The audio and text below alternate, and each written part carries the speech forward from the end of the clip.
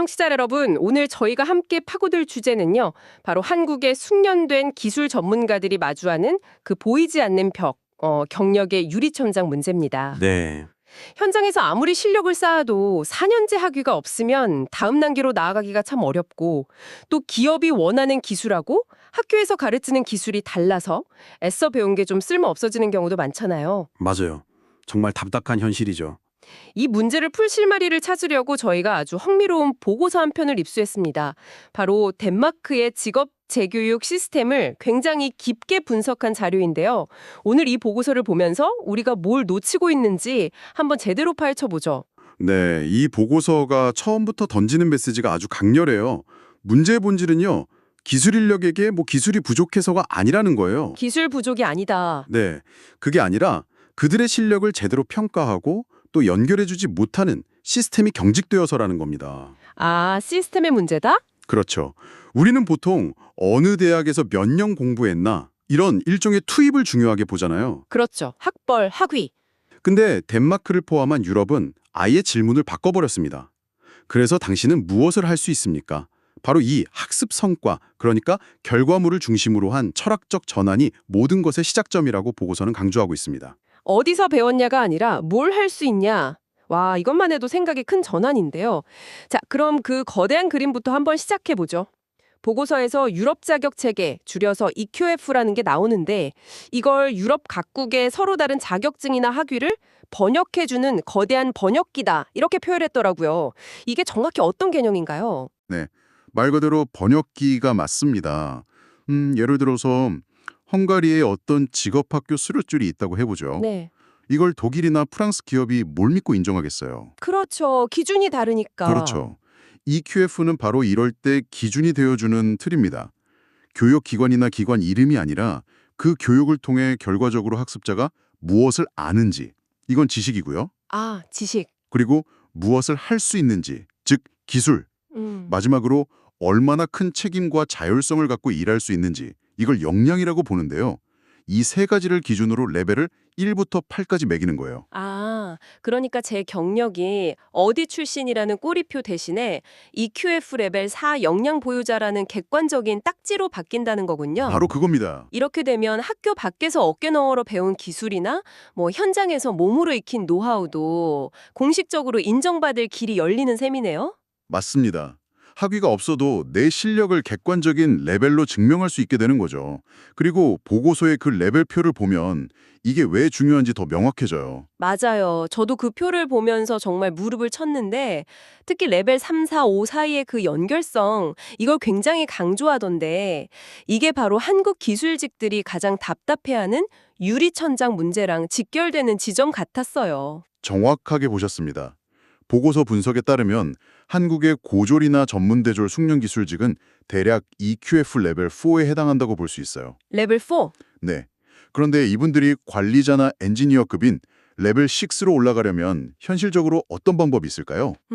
글쎄요. 거의 유일한 길이 다시 대학에 편입해서 4년제 학사 학위를 따는 거 아닌가요? 그렇죠. 사실상 경력을 중단하고 다시 학생으로 돌아가야 하는 겁니다. 10년 넘게 현장에서 고른 베테랑 용접공이 관리자가 되려면 용접 기술이 아니라 영어 시험 보고 대학 편입을 해야 하는 그런 아이러니가 생기는 거죠. 맞습니다. 그런데 유럽은 달라요. EQF 시스템 아래에서는 레벨 4 기술자가 굳이 대학에 가지 않아도 됩니다.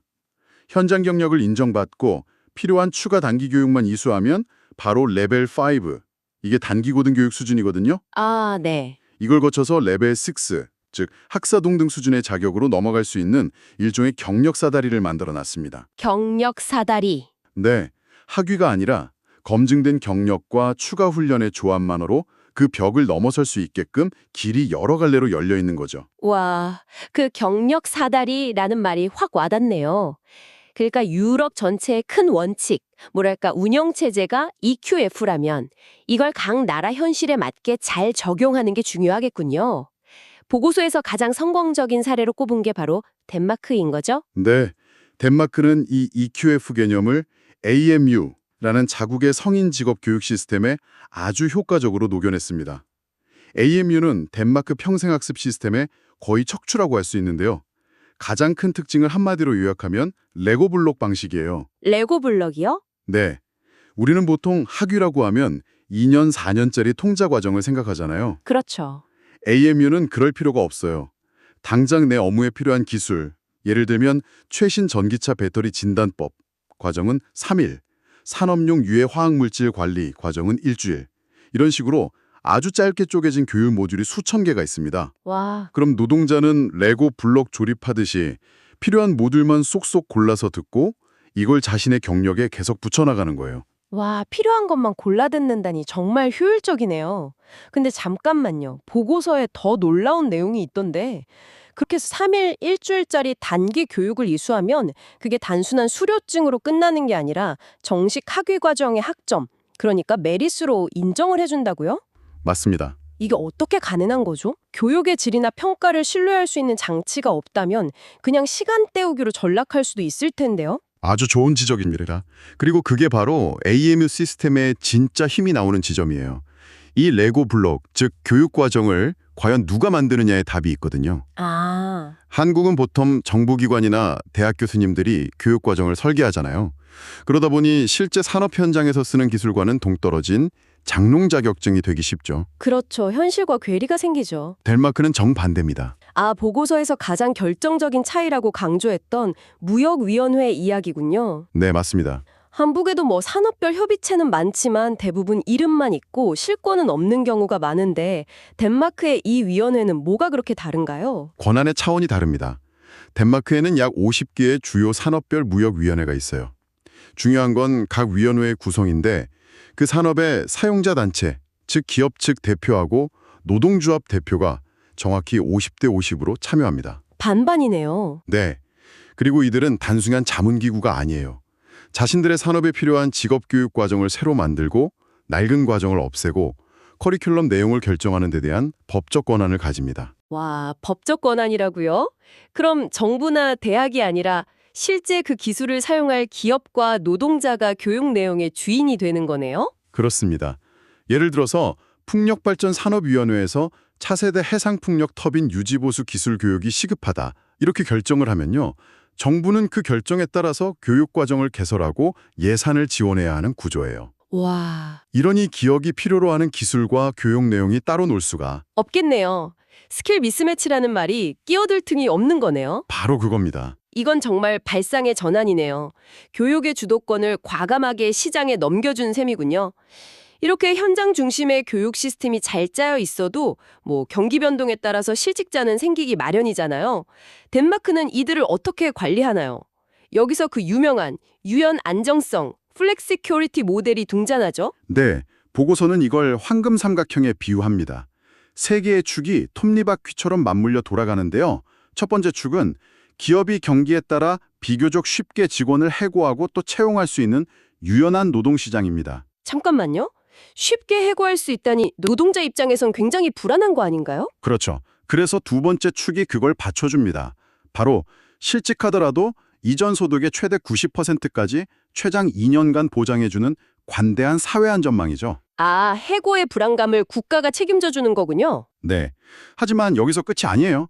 만약 이 두 가지만 있다면 그냥 돈만 주는 복지국가에 머물겠죠.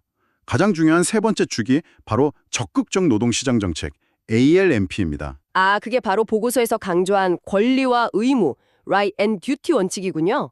실업급여가 그냥 공짜 점심이 아니다, 이런 뜻이네요. 정확합니다. 실업급여를 받을 권리가 있다면 재취업을 위해 노력해야 할 의무도 함께 지는 거예요.